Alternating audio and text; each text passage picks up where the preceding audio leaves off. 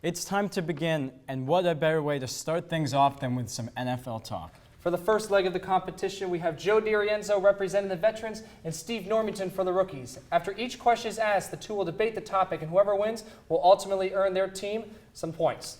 All right, so guys, we're going to start off with some football, and the Colts have had a very interesting offseason now that Peyton Manning's gone. Assuming they draft Andrew Luck, who do you think ends up with more Super Bowls? Oh, okay, that's interesting. You see, Peyton's 35. He's got his one.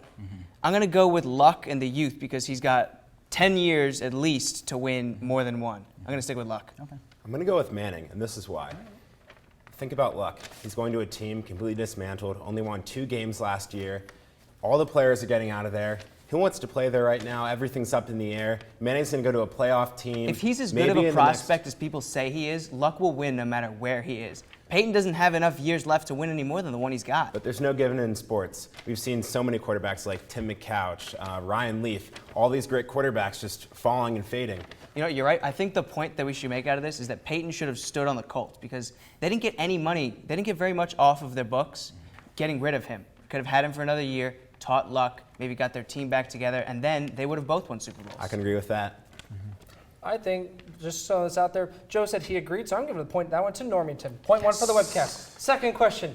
It appears that the Redskins will trade 3 first-round picks and a second-round pick to St. Louis for the number 2 pick overall in this year's draft. Steve, we'll start with you. Is this a smart or stupid trade? I think it's a smart trade because, okay, come on. No. Listen, they haven't had a No. franchise quarterback since Joe Theismann.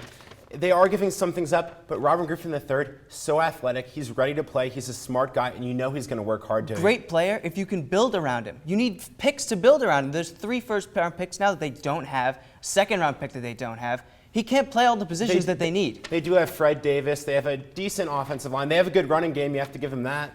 Okay, the needs that they had in the draft this year were offensive line, skill positions, quarterback. They needed everything, and now they've got one. And now they don't have draft picks in the future to get the pieces that they need. They are a bad team, but I don't think you can not draft RG3. I think I'm going to have to go with Steve, unfortunately, just because the Redskins aren't ready to win thing's right rigged. now in terms of the offensive baby. weapons. Webcast. So in that sense, I think they're going to need time to develop on offense. So we've done those. You'll agree with me in a few years. I may, but right now I'm not sure. So we're going to go to some trivia now, though. Okay.